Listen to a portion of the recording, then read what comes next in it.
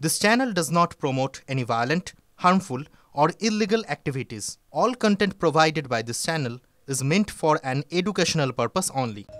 নমস্কার, স্বাগত আপনাকে টিভি9 বাংলায়। আরো একবার আমি দীপ রয়েছে আপনার সঙ্গে। শুরুতেই এই মুহূর্তে যে বড় খবরে নজর রাখতেই হচ্ছে, ফেব্রুয়ারিতেই রদবদল তৃণমূলে একথা জানিয়ে দিলেন খোদ তৃণমূল সুপ্রিমো মমতা বন্দ্যোপাধ্যায়।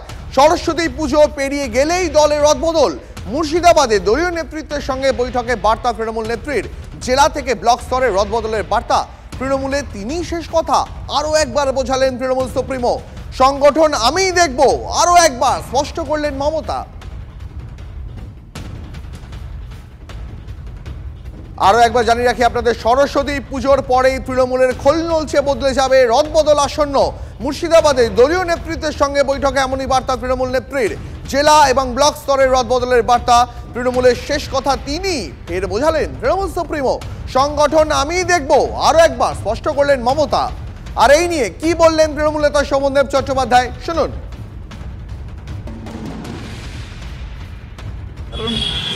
দল একবারে জিরো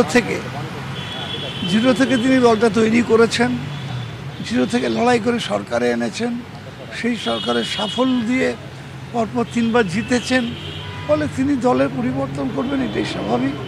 এবং আমার মনে হয় এতে বাংলার কোনো মানুষের কোনো ক্ষোভ বিক্ষোভ থাকতে পারে না। এই বাংলায় বামফ্রন্টের মতন একটা দলের দীর্ঘদিন 35 বছরের জগদ্দল পাথরকে সরাতে পেরেছিলেন, ফলে উনি দলে পরিবর্তন করবেন, এটা খুব স্বাভাবিক। তৃণমূলের রদবদল হবে সরস্বতী পুজোর পরে, কিন্তু তৃণমূলের শিক্ষা সেলে রদবদল হয়ে গেল। মাথা চাড়া দিয়ে উঠল নবীন প্রবীণ দ্বন্দ্ব। আরো একবার অধ্যাপক এবং শিক্ষকদের সংগঠন থেকে বাদ দেওয়া হলো অভিষেকপন্থী শিক্ষক অধ্যাপকদের। অভিযোগ এমনটাই, মমতা বন্দ্যোপাধ্যায়ের নির্দেশেই এই তালিকা। সোশ্যাল মিডিয়ায় নয়া তালিকা পোস্ট করে জানালেন শিক্ষামন্ত্রী ব্রাত্য বসু। নতুন কমিটিতে জায়গা হলো না নিজেকে অভিষেক সেনা বলে দাবি করা অধ্যাপক মণিশঙ্কর মণ্ডল, মহিদুল ইসলামেরও। রাজ্য সভাপতি থেকে জেলা সব পদেই বদল আনল তৃণমূল।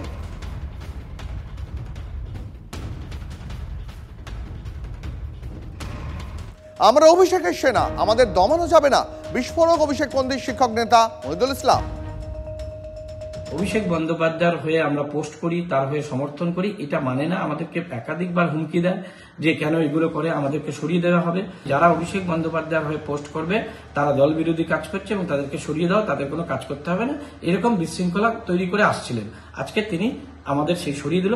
তবে অভিষেক বন্দ্যোপাধ্যায়ের আমরা সৈনিক এবং তার নেতৃত্বেই আমরা কাজ করি, ফলে গোটা রাজ্যব্যাপী শিক্ষক সমাজ অভিষেক বন্দ্যোপাধ্যায়ের পাশে আছে এবং আমরা সেভাবেই থাকবো। অভিষেক বন্দ্যোপাধ্যায়ের সমর্থনে প্রচার করার অপরাধে এই পদ গেল বিস্ফোরক তৃণমূলের অধ্যাপক নেতা মণিশঙ্কর মণ্ডল।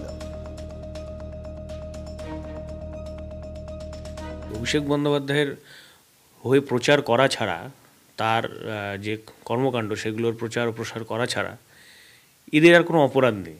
আর এটা কোনো অপরাধ হতে পারে এটা আমি বিশ্বাস করি না।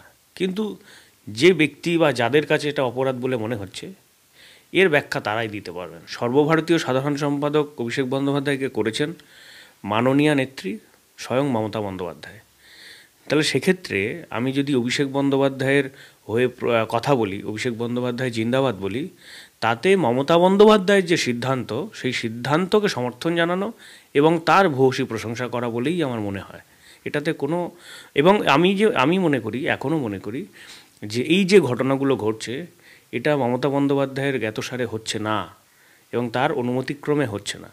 এখানে মানে কিছু ব্যক্তি, কোনো একজন ব্যক্তি বা তার সঙ্গে আরও অ্যাসোসিয়েট 1-2 জন আছে, তারা নিজেদের ব্যক্তিস্বার্থ চরিতার্থ করবার জন্যেই এই কাজগুলো করছেন। প্রকাশ হওয়া তালিকা অগণতান্ত্রিক, অভিযোগ পুরুলিয়ার অপসারিত জেলা সভাপতি সোনালী বন্দ্যোপাধ্যায়ের। মাননীয় শ্রী ব্রাত্য বসুর পেজ থেকে একটি রদবদলের লিস্ট প্রকাশিত হয়েছে। সেই লিস্টে উনি বলেছেন যে সমস্ত জেলা সভাপতিদের সুপারিশক্রমে এই লিস্টটি প্রকাশিত হয়েছে। কিন্তু আমার জেলা সভাপতি শ্রী সৌমেন বেলথরিয়া আমার নামটি সুপারিশ করেছিলেন প্রাইমারি জেলা সভাপতি হিসেবে, কিন্তু আমার নামটি সেখানে রাখা হয়নি। এক্ষেত্রে আমার রাজ্য সভাপতি মহিদুল ইসলামের নামটিও বাদ পড়েছে। মনে হয় এই লিস্টটি সম্পূর্ণভাবে অগণতান্ত্রিক। আমরা অভিষেক ব্যানার্জির নির্দেশ মেনে চলি, তার পোস্টগুলিকে লাইক সাপোর্ট করি। অভিষেক ব্যানার্জিকে আমরা সাপোর্ট করি বলেই কি এই রোষানলে আমাদের পড়তে হলো? তাহলে কি যারা অভিষেক ব্যানার্জিকে সাপোর্ট করবে তারা কি দলবিরোধী কাজ করছে? আমরা কি দলবিরোধী কাজ করছি? এটা প্রশ্ন রইল। অভিষেকের হয়ে প্রচার করাতেই অপসারণ, দাবি অপসারিত রাজ্য কার্যকরী সভাপতি বুবাই কোলের। আমি পশ্চিমবঙ্গ তৃণমূল পার্শ্ব শিক্ষক, শিক্ষাকর্মী ও শিক্ষা সহায়ক সমিতির কার্যকরী সভাপতি। আমাদের মাননীয় মন্ত্রী তিনি আমাদের এই ডায়মন্ড হারবারের এমপি তথা সর্বভারতীয় তৃণমূল কংগ্রেসের সাধারণ সম্পাদক অভিষেক বন্দ্যোপাধ্যায়ের যে বিভিন্ন আমরা প্রচার এবং তার যে জনমুখী কাজ, সেই কাজে আমরা সবসময় সঙ্গী থাকি এবং তার এই প্রকল্পের বিভিন্ন দিক থেকে আমরা সহযোগিতা করি। সেইভাবে তিনি আমাদেরকে সহ্য করতে পারেন না, যার জন্য আজকে তিনি এই পদ থেকে আমাদেরকে সরিয়ে দিলেন। তিনি নিয়োগও করেননি, তিনি সরানোনি। নতুন তালিকা নিয়ে জিজ্ঞাসা করা হলে মন্তব্য অভিষেক বন্দ্যোপাধ্যায়। যে সরিয়েছে বা যে অ্যাপয়েন্ট করছে সে বলতে পারবে। আমি অ্যাপয়েন্টও করিনি, আমি সরাইও নি। যে অ্যাপয়েন্টিং অথরিটি বা রিমুভিং অথরিটি সে বলতে পারবে। আর এই মুহূর্তে সরাসরি আরো একবার নজর রাখবো মেদিনীপুরের দিকে, কারণ বিষ স্যালাইনে প্রসূতি মৃত্যুর অভিযোগে তারপরে রাস্তায় নেমেছে ডিওয়াইএফআই ডিএম অফিসে ঘেরাও করতে যায় এবং তখনই পুলিশ তাদের মিছিলকে আটকায় এবং শুরু হয়ে যায় ধস্তাধস্তি। এই মুহূর্তে মেদিনীপুর ডিএম অফিসের সামনে থেকে সরাসরি সেই ছবি দেখতে পাচ্ছেন। ডিওয়াইএফআই মীনাক্ষী মুখোপাধ্যায়ের নেতৃত্বে ডিওয়াইএফআই কর্মী সমর্থকরা তারা রাস্তায় নেমেছেন। আজকে স্যালাইন কাণ্ডের প্রতিবাদে তারা পথে নেমেছেন এবং সেখানে ডিএম অফিস ঘেরাও অভিযানে গেলে পুলিশ তাদের আটকে দেয় এবং তারপরেই পুলিশের সঙ্গে ধস্তাধস্তি বেঁধে যায় ডিওয়াইএফআই কর্মী সমর্থকদের। এই মুহূর্তে সরাসরি সেই ছবি দেখতে পাচ্ছেন আপনারা।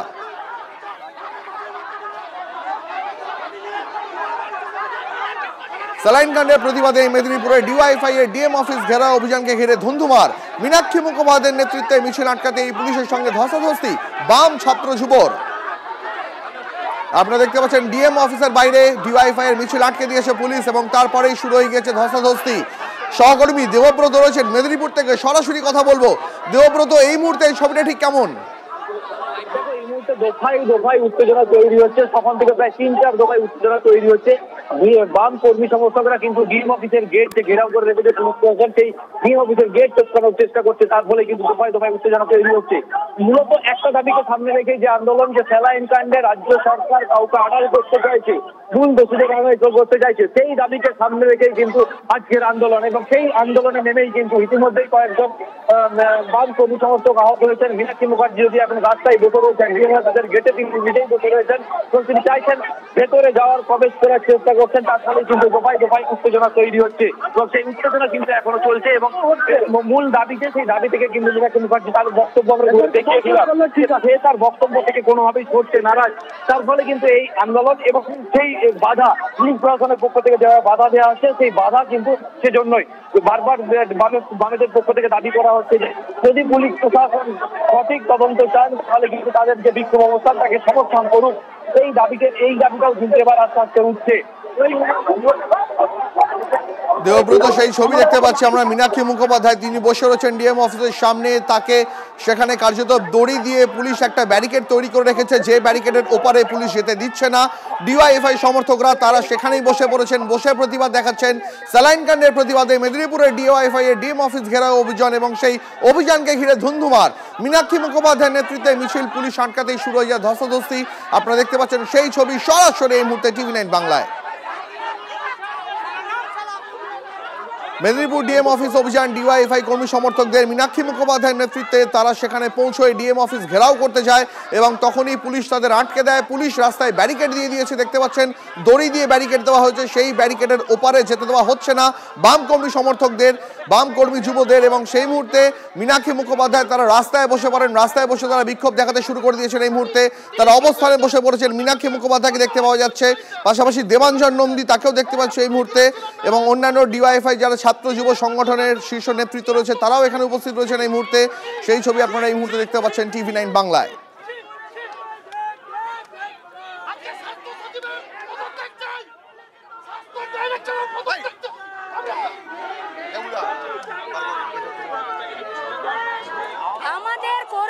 খুন হতে পারে, আমাদের কর্মীরা জেল খাটতে জানে, আমাদের কর্মীরা আহত হতেও জানে। জিজ্ঞেস করুন ওদেরকে, ওরা কি চায়। আমাদের সব কর্মীদের যার লাগবে কোনো ব্যাপার নেই। আমাদের মাগুলো মরছে প্রতিদিন পশ্চিমবঙ্গে, এত সহজে আমরা ছেড়ে দেব না। পুলিশ যদি চায় যে দুর্নীতি মুক্ত পশ্চিমবঙ্গ হোক, তাহলে পুলিশ সহযোগিতা করবে। পুলিশের ভূমিকা পশ্চিমবঙ্গের সাধারণ মানুষের কাছে, পুলিশের উপরে আস্থা থাকবে নাকি ঘৃণা থাকবে তার ব্যবস্থা ওরা করবে।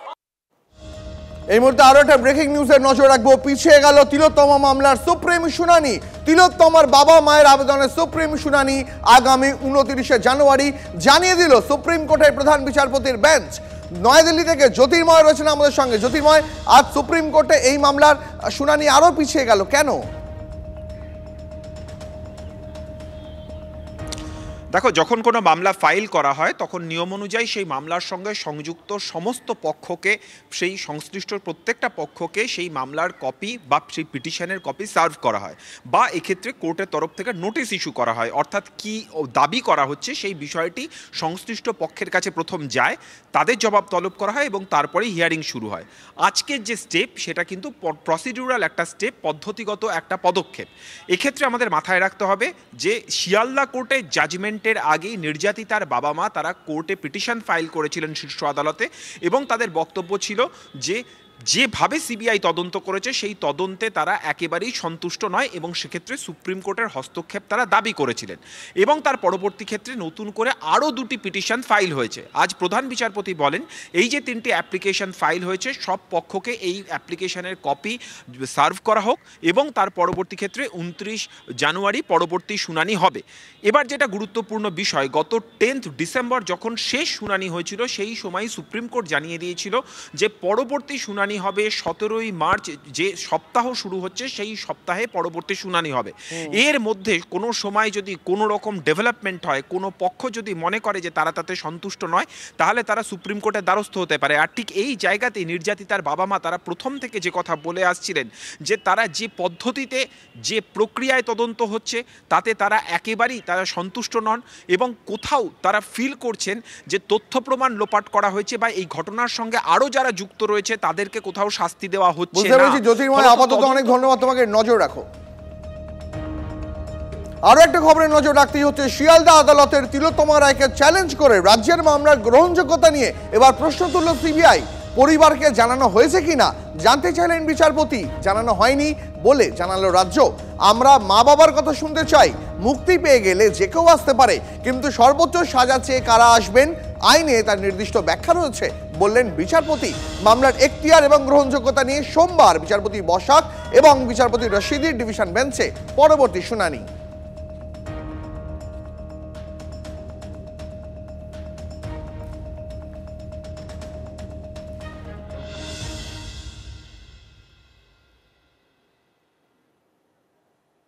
আর একটা ব্রেকিং নিউজ এই মুহূর্তে নজর রাখবো। জয়নগরের বকুলতলায় মহিলাকে কুপিয়ে খুন, ধানক্ষেত থেকে মহিলার রক্তাক্ত দেহ উদ্ধার। এই মুহূর্তে আরো একটা ব্রেকিং নিউজ, জয়নগরের বকুলতলা থানা এলাকা থেকে এক মহিলার মৃতদেহ উদ্ধার করা হলো, তাকে কুপিয়ে খুন করা হয়েছে। ধানক্ষেত থেকে ওই মহিলার রক্তাক্ত দেহ উদ্ধার করা হয়েছে। এই মুহূর্তে আরো একটা ব্রেকিং নিউজ, জয়নগরের বকুলতলায় মহিলাকে কুপিয়ে খুন, ধানক্ষেত থেকে মহিলার রক্তাক্ত দেহ উদ্ধার। জয়নগরের বকুলতলা থানা এলাকায় এক মহিলাকে কুপিয়ে খুন, মহিলাকে কুপিয়ে খুনের অভিযোগ উঠল। কি বলছেন প্রত্যক্ষদর্শীরা, শুনুন। আবার জিজ্ঞাসা করলাম যে কেসটা কে করেছে, তোমার স্বামী? বলছে হ্যাঁ আমার স্বামী করেছে কেসটা। এবার তারপর ওই বলতে বলতে ওইভাবে আস্তে আস্তে আবার পড়ে গেছে। পড়ে যাওয়ার পরে আর কোনো খবর নেই, আর কিছু বলতে পারেনি। তারপর এবার আমরা যে মানে পুলিশকে ফোন করলাম, পুলিশ আসলো। তারপর অনেক পরে পুলিশ এসে লাশটাকে আমরা ধরে সবাই মিলে নিয়ে গাড়িতে তুলে দিই। কোনোদিন এলাকায় দেখেছিলে ওই মহিলাকে? না না না, মহিলাকে কোনোদিন এলাকায় দেখিনি। এই মুহূর্তে যে খবরে নজর রাখবো, অনুষ্ঠান মঞ্চে অশালীন আচরণ, বিধায়ক নারায়ণ গোস্বামীকে সতর্ক করেই দায় সারল তৃণমূল কংগ্রেস। অসৌজন্যতামূলক কোনো ব্যবহার দল বরদাস্ত করবে না। নারায়ণ গোস্বামীর কথা দল অনুমোদন করে না। জেলা শৃঙ্খলা রক্ষা কমিটি নারায়ণের বিষয়ে সিদ্ধান্ত নেবে জানালেন তৃণমূলের রাজ্য সহ সভাপতি জয়প্রকাশ মজুমদার।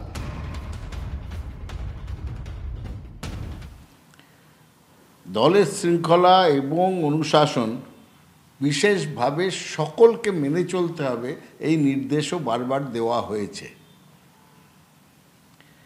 কয়েকদিন আগে অশোকনগরের বিধায়ক এবং উত্তর 24 পরগনার জেলা পরিষদের সভাধিপতি শ্রী নারায়ণ গোস্বামী একটি অনুষ্ঠানের মঞ্চ থেকে যে অসৌজন্যমূলক কথা এবং আচরণ করেছেন তা দল কোনোভাবে অনুমোদন করে না। জেলা শৃঙ্খলা রক্ষা কমিটি এই বিষয়ে প্রয়োজনীয় পদক্ষেপ নেবে, এটাই আজকের বিষয়। কারণ তার আচরণ দলের ভাবমূর্তির সঙ্গে খাপ খায় না। এটা যেটা বললাম, জেলা শৃঙ্খলা রক্ষা কমিটি এ বিষয়ে দেখছে এবং এ বিষয়ে প্রয়োজনীয় পদক্ষেপ নেবে।